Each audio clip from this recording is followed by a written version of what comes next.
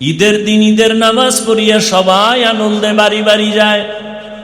ওমরে ফারুক রাদিয়াল্লাহু তাআলা আনহু একটা রুমে তালা লাগাইয়া ঈদের আনন্দ বাদ দিয়া ওখানে বসে বসে কান্না করতেছিলেন। সাহাবী আবু হুরায়রা রাদিয়াল্লাহু তাআলা আনহু প্রশ্ন করলেন, খলিফাতুল মুসলিমিন, আপনি ঈদের আনন্দ বাদ দিয়ে আজকে কাঁদেন কেন? ওমরে ফারুক রাদিয়াল্লাহু তাআলা আনহু কান্না করেন আর বলেন, ও ভাই আবু হুরায়রা, আনন্দ তো ওই ব্যক্তি করবে যার মধ্যে কোনো টেনশন নাই, পেরেশানি নাই, কোনো চিন্তা নাই। কিন্তু আমার মধ্যে অনেক পেরেশানি, অনেক টেনশন, অনেক চিন্তা। বলে কি? বলে রমজান চলে গেল, বরকতের মাস, রহমতের মাস, নাজাতের মাস। রমজানে আমি তারাবির নামাজ আদায় করেছি, কবুল হইল কিনা আমার ভেতরে এক পেরেশানি চলতেছে। কারণ যেইভাবে নামাজ আদায় করা দরকার ওইভাবে তো আমি নামাজ আদায় করতে পারি না। কেমন নামাজ আদায় করা দরকার? বলে, আন তা'বুদাল্লাহা কাআন্নাকা তারাহ ফাইন লাম তাকুন তারাহ ফাইন্নাহু ইয়ারাক। বান্দা, তুমি নামাজে যখন দাঁড়াও এমন অন্তর তৈরি করে দাঁড়াও যে তুমি আল্লাহকে দেখতেছো। আল্লাহকে দেখে দেখে তুমি নামাজ আদায় করতেছো। যদি তোমার অন্তর এতটা দুর্বল, আমল এতটা দুর্বল, ঈমান এতটা দুর্বল যে আল্লাহকে দেখার মতো পাওয়ার নাই, তাহলে তুমি এতটুকু মনে করো, যদিও আমি আল্লাহকে দেখি না, তবে আল্লাহ তোমাকে আমাকে তাকায়া দেখতেছেন। আমি এখন নামাজে দাঁড়ায় গেছি, আমার মাওলার সামনে আমি দাঁড়ায় গেলাম।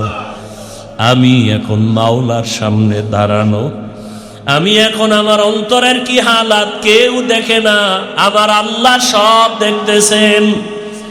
আমি আলহামদুলিল্লাহ বলে শুরু করলাম, আমার মাওলা কুদরতের কান লাগায় শুনতেছেন। আমি আমার মালিকের আদালতে দাঁড়ানো, এই নিয়তে বান্দা যখন তো শুরু করবা, দেখবা তোমার অন্তরের হালাত ভিন্ন হয়ে যাবে। কিন্তু না, নামাজ তো আদায় করি, অন্তরের সাথে মালিকের কোনো যোগাযোগ নাই। নামাজে দাঁড়াইছি দুনিয়ার চিন্তা, দোকানের চিন্তা, ফ্যামিলির চিন্তা, ছেলেমেয়ের চিন্তা। আর এক আল্লাহর বান্দা নামাজে দাঁড়াইয়া কান্না করতেছে। নামাজের পরে বান্দাকে বলা হলো, বান্দা তুমি নামাজে দাঁড়ায় কাঁদলা কেন? বলে, আমি জাহান্নামের আয়াতের তেলাওয়াতের মুরাকাবায় ছিলাম। আমি নামাজে দাঁড়াইয়া আবার গুনাহের কথায় ভয়ে পড়েছি। আরে যেই নামাজে আমাকে জাহান্নাম থেকে মুক্তি দিবে সেই নামাজ আমি পড়তে পারলাম কিনা?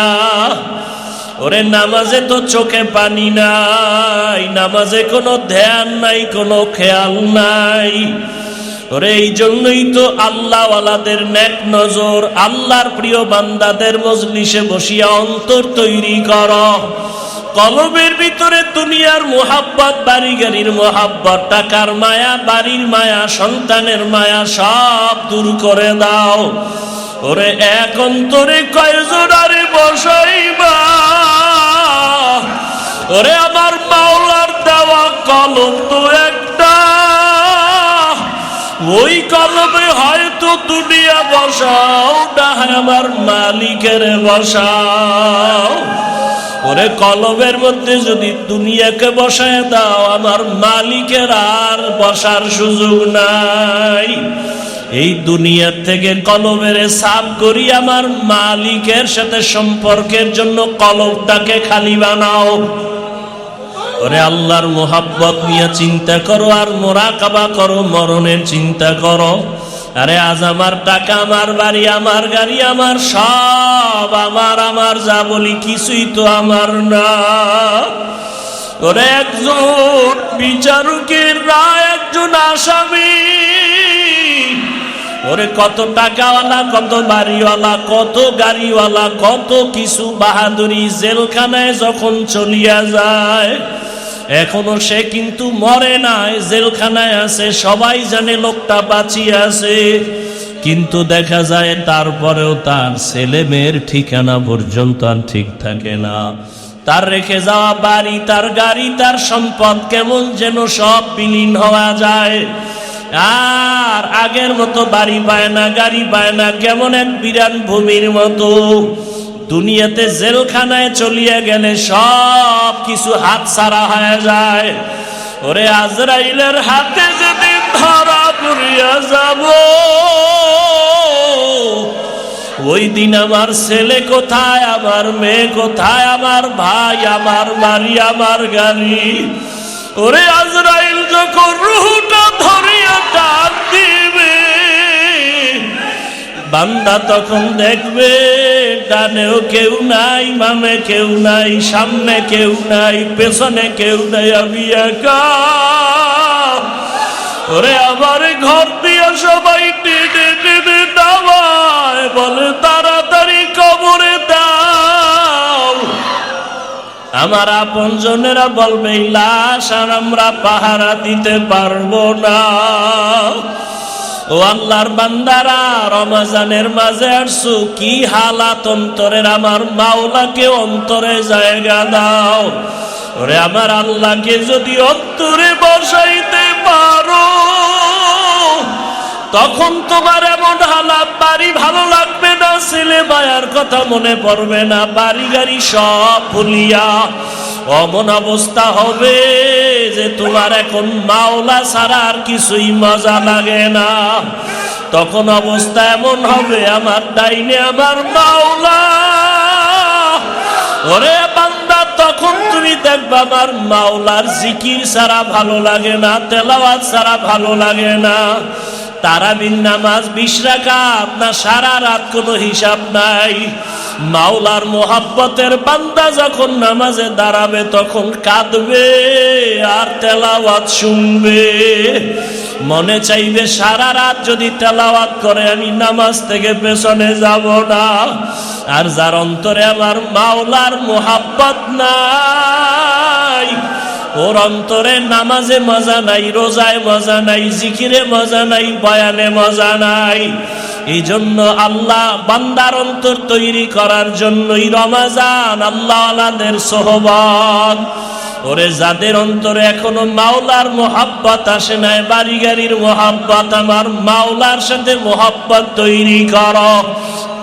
ওরে যার আগুনের প্রয়োজন, আগুনের কাছে যাওয়া লাগবে। যার পানির প্রয়োজন, পানির কাছে যাওয়া লাগবে। যার মাওলাকে প্রয়োজন, তাকে মাওলার প্রিয় বান্দা আল্লাহওয়ালার কাছে যাওয়া লাগবে।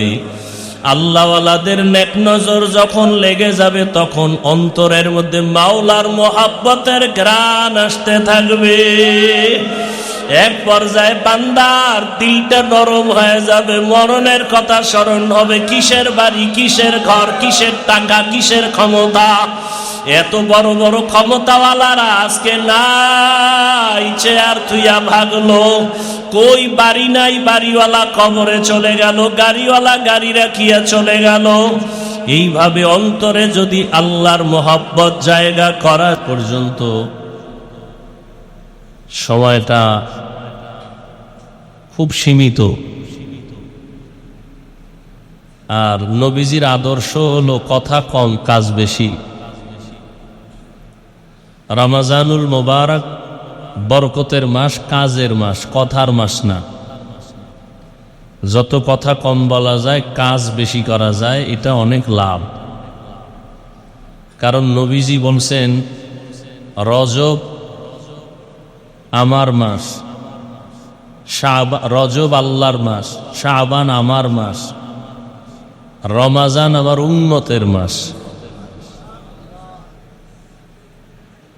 নবীজি রজব আসলে দোয়া পড়তেন, আল্লাহুম্মা বারিক লানা ফি রজব ওয়া শাবান ওয়া বাল্লিগনা রমাজান। আয় আল্লাহ, রজবের বরকত আমাকে দান করেন, শাবানে আমাকে বরকত দান করেন, রমাজানে বরকত দান করেন বলেন নাই, বলছেন রমাজান পর্যন্ত আমাকে পৌঁছাইয়া দেন। তাহলে রজবে বরকত দান করেন, শাবানে বরকত দান করেন, আর রমাজান পর্যন্ত পৌঁছায়া দেন, বরকত দান করেন বললেন না কেন? বলে রমাজান এতটা বরকতপূর্ণ মাস যে আমি এটা হাওয়ায় নিতে চাই না, কাজের দ্বারা নিতে চাই। রমাজানে একটা নফল আমলের মূল্য একটা ফরজের সমান। রমাজানে একটা ফরজ আমলের মূল্য 70টা ফরজের সমান।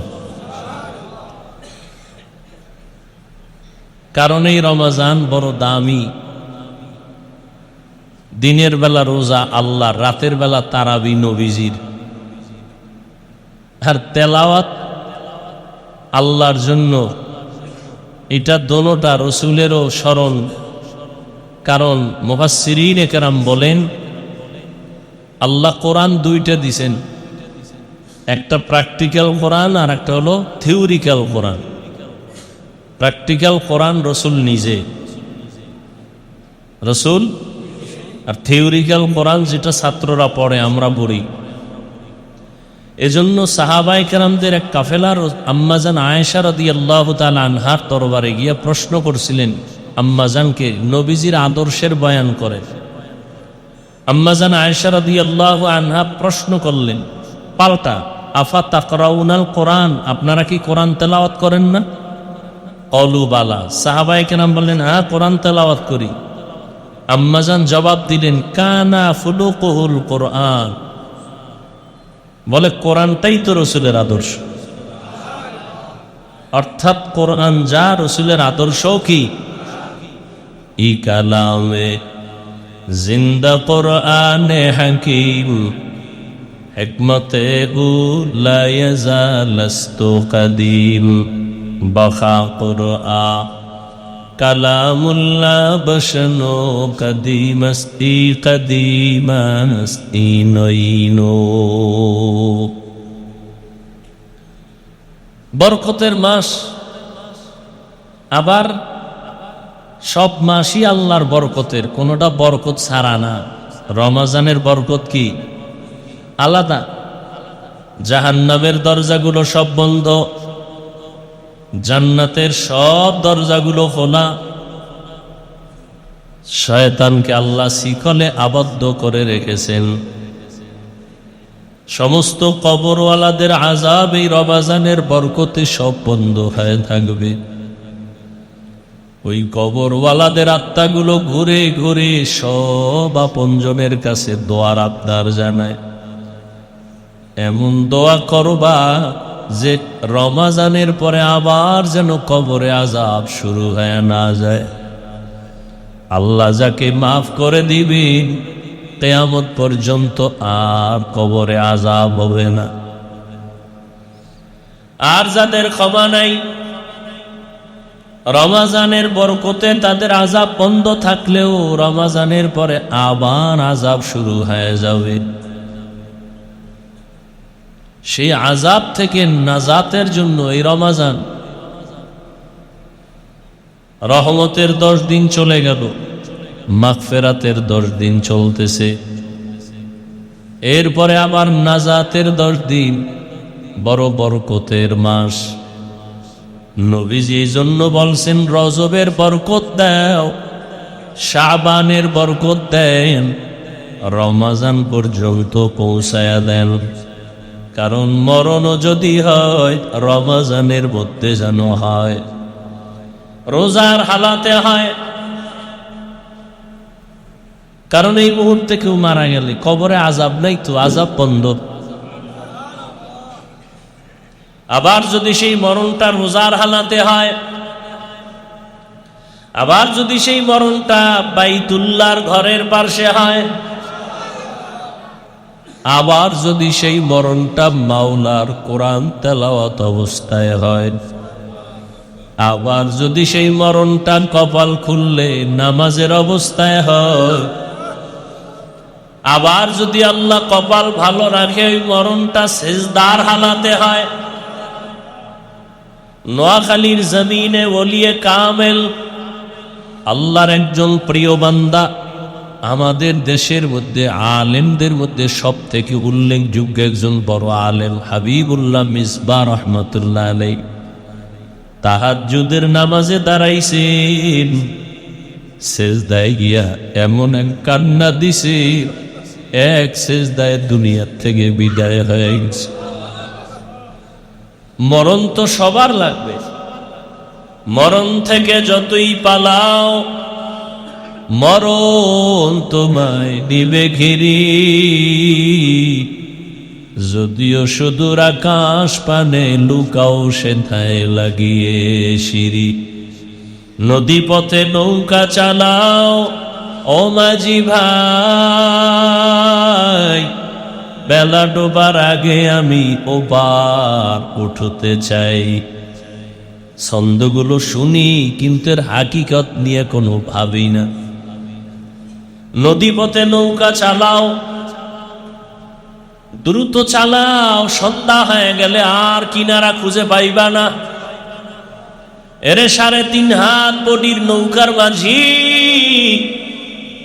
তোমার এই হায়াতের নৌকা দুনিয়ার সাগরে তুমি চালাইতেছো, আজরাইল আসার আগে কিনারায় পৌঁছে যাও।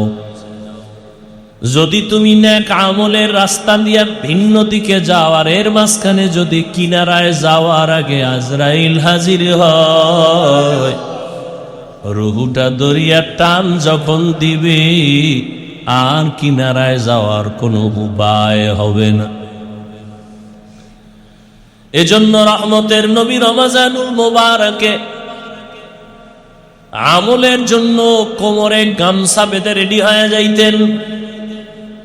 রহমতের নবীর কোনো গুনাহ নেই। আম্মা জান আয়েশা রাদিয়াল্লাহু তাআলা আনহা বলেন, সাহাবায়ে কেরাম জিজ্ঞাসা করলেন, ইয়া রাসূলুল্লাহ,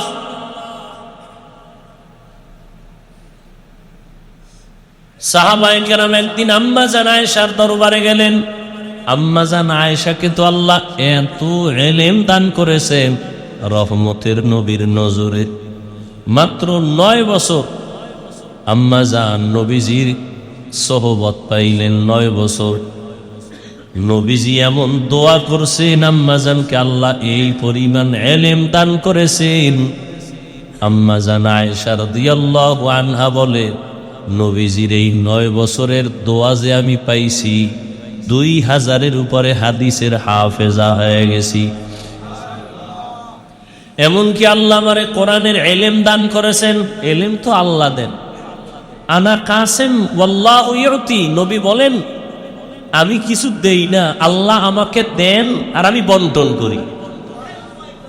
দেনেওয়ালাকে, দেনেওয়ালাকে।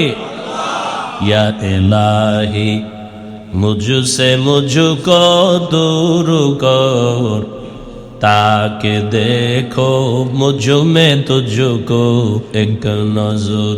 या इलाही तू मेरा माबूद है, या इलाही तू मेरा माशूक है। আম্মা জান আয়েশা রাদিয়াল্লাহু আনহা কে আল্লাহর নবীর দোয়া এমন ভাবে কবুল হয়ে গেছে, কোরআনের বড় তাফসীর করনেওয়ালা হয়ে গেলেন। বড় বড় বড় বড় সাহাবায়ে কেরাম কঠিন কোন মাসআলায় আটকায় গেলে সমাধানের জন্য আম্মা জানের কাছে যাই। নবী যখন দুনিয়া থেকে চলে গেলেন, আম্মা জানের বয়স তখন 18 বছর। কি নাম? আয়েশা রাদিয়াল্লাহু আনহা। নানহু পুরুষের বেলায় আনহু, আর নারী সাহাবিয়া যারা তাদের বেলায় কি হবে? আনহা। আম্মা জান আয়েশা রাদিয়াল্লাহু আনহার কাছে সাহাবায়ে কেরাম কঠিন সমস্যায় পড়লে সমাধানের জন্য যাইতেন। আম্মা জান এমন একটা সমাধান দিতেন, বড় বড় বড় বড় কঠিন সমস্যার সমাধান সাথে সাথে সবাই পেয়ে যাইত এবং মেনেও নিতেন। রমজানুল মুবারকে রহমতের নবী এত পরিমাণ আমল করতেন। সাহাবায়ে কেরাম একদিন জিজ্ঞাসা করলেন আম্মাজানকে, নবীজি আশ্চর্য ধরনের কোনো আমল বা কোনো ঘটনা আছে কিনা? রহমতের নবীর জীবনের কোনো আশ্চর্য ধরনের ঘটনা? আম্মাজান আয়েশা রাদিয়াল্লাহু আনহা বললেন, সাহাবায়ে কেরাম, নবীজির এমন কি কথা বা কাজ আছে যেটা কোনো আশ্চর্য না, সবই তো আশ্চর্য ধরনের। রহমতের নবীর প্রত্যেকটা কাজ, নবী বাথরুমে গেছেন, সাহাবী দূরে দাঁড়ানো, নবীজি বাথরুম থেকে বের হইয়া মাটি দিয়ে তায়াম্মুম করতেছেন। সাহাবী বললেন, ইয়া রাসূলুল্লাহ, ওই যে পানি দেখা যায়, তায়াম্মুম করলেন কেন? নবীজি বললেন, সাহাবী, পানি পর্যন্ত যাওয়ার গ্যারান্টি আসেনি? চিন্তা করেন, যে নবীর কোনো গুনাহ নাই, সেই নবী চিন্তা করেন সাহাবী পানি পর্যন্ত যাওয়ার গ্যারান্টি আসেনি? আমি আগে তায়াম্মুম করে নিলাম, পানি পর্যন্ত যাব, ওখানে গিয়ে আবার ওযু বানাবো। রহমতের নবীর এতটা আল্লাহ ভীতি, এজন্য সব মুফাসসিরিনে কেরাম, মুহাদ্দিসিনে কেরাম বলেন পৃথিবীর শ্রেষ্ঠ ইবাদত করনেওয়ালা আমার নবী। কত কষ্ট করেছিলেন ইয়াতীম নবী এ রমজানে, ইবাদতে রাত কাটিয়ে দিতেন, কি হবে উম্মত বিনে।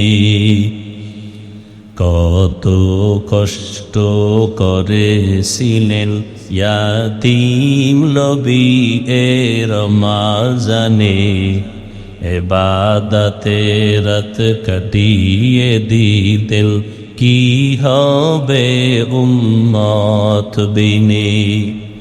আমরা তো সেই নবীর উম্মত, মনে দাও তার সিনাতে আঘাত, মরণের ভয় নাই কি তোমার, কি হবে যে শেষের গতি। ভুলবো না, ভোলা যায় নাকি মাহে রমজানের স্মৃতি। ভুলবো না, ভোলা যায় নাকি মাহে রমজানের স্মৃতি।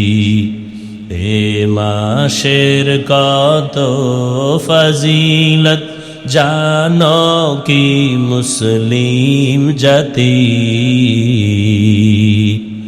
ভুলবো না, ভোলা যায় নাকি মাহে রমজানের স্মৃতি। ভুলবো না, ভোলা যায় নাকি মাহে রমজানের স্মৃতি। রমজান এমন বরকতের মাস, মাগফিরাতের মাস, নাজাতের মাস। রহমতের নবীর সাহাবী হযরত ওমর ফারুক রাদিয়াল্লাহু তাআলা আনহু ঈদের দিন ঈদের নামাজ পড়িয়া সবাই আনন্দে বাড়ি বাড়ি যায়। ওমর ফারুক রাদিয়াল্লাহু তাআলা আনহু একটা রুমে তালা লাগাইয়া ঈদের আনন্দ বাদ দিয়া ওখানে বসে বসে কান্না করতেছিলেন। সাহাবী আবু হুরায়রা রাদিয়াল্লাহু তাআলা আনহু প্রশ্ন করলেন, খলিফাতুল মুসলিমিন, আপনি ঈদের আনন্দ বাদ দিয়ে আজকে কাঁদেন কেন? ওমর ফারুক রাদিয়াল্লাহু তাআলা আনহু কান্না করেন আর বলেন, ও ভাই আবু হুরায়রা, আনন্দ তো ওই ব্যক্তি করবে যার মধ্যে কোনো টেনশন নাই, পেরেশানি নাই, কোনো চিন্তা নাই। কিন্তু আমার মধ্যে অনেক পেরেশানি, অনেক টেনশন, অনেক চিন্তা। বলে কি? বলে রমজান চলে গেল, বরকতের মাস, রহমতের মাস, নাজাতের মাস। রমজানে আমি তারাবির নামাজ আদায় করেছি, কবুল হইল কিনা আমার ভেতরে এক পেরেশানি চলতেছে। কারণ যেইভাবে নামাজ আদায় করা দরকার ওইভাবে তো আমি নামাজ আদায় করতে পারি না। কেমন নামাজ আদায় করা দরকার? বলে আন তা'বুদাল্লাহা কাআন্নাকা তারাহ ফাইন লাম তাকুন তারাহ ফাইন্নাহু ইয়ারাক। বান্দা তুমি নামাজে যখন দাঁড়াও এমন অন্তর তৈরি করে দাঁড়াও যে তুমি আল্লাহকে দেখতেছো। আল্লাহকে দেখে দেখে তুমি নামাজ আদায় করতেছো। যদি তোমার অন্তর এতটা দুর্বল, আমল এতটা দুর্বল, ঈমান এতটা দুর্বল যে আল্লাহকে দেখার মতো পাওয়ার নাই, তাহলে তুমি এতটুকু মনে করো যদিও আমি আল্লাহকে দেখি না, তবে আল্লাহ তোমাকে আমাকে তাকায়া দেখতেছেন। আমি এখন নামাজে দাঁড়ায় গেছি, আমার মাওলার সামনে আমি দাঁড়ায় গেলাম। আমি এখন মাওলার সামনে দাঁড়ানো। আমি এখন আমার অন্তরের কি হালাত কেউ দেখে না, আমার আল্লাহ সব দেখতেছেন। আমি আলহামদুলিল্লাহ বলে শুরু করলাম, আমার মাওলা কুদরতের কান লাগায় শুনতেছেন।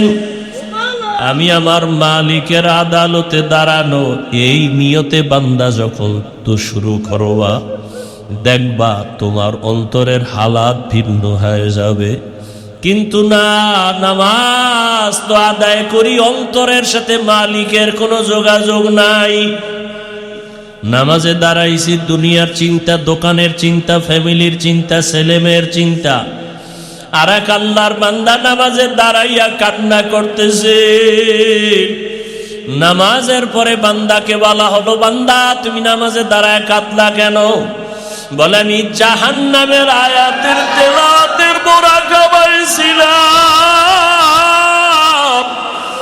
আমি নামাজে দাঁড়াইয়া আবার গুনাহের কথায় ভয়ে পড়েছি। আরে যেই নামাজে আমাকে জাহান্নাম থেকে মুক্তি দিবে সেই নামাজ আমি পড়তে পারলাম কিনা? ওরে নামাজে তো চোখে পানি নাই, নামাজে কোনো ধ্যান নাই, কোনো খেয়াল নাই। ওরে এই জন্যই তো আল্লাহওয়ালাদের নেক নজর, আল্লাহর প্রিয় বান্দাদের মজলিসে বসিয়া অন্তর তৈরি কর। কলবের ভিতরে দুনিয়ার মোহাব্বত, বাড়ি গাড়ির মোহাব্বত, টাকার মায়া, বাড়ির মায়া, সন্তানের মায়া সব দূর করে দাও।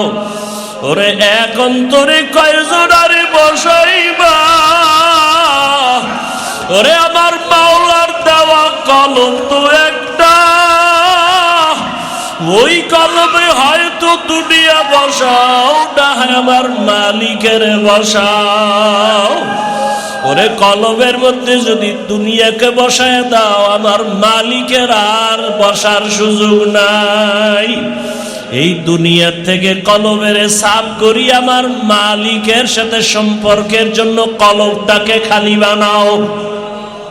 ওরে আল্লাহর মোহাব্বত নিয়ে চিন্তা করো, আর মোরাকাবা করো, মরণের চিন্তা করো। আরে আজ আমার টাকা, আমার বাড়ি, আমার গাড়ি, আমার সব আমার যা বলি কিছুই তো আমার না।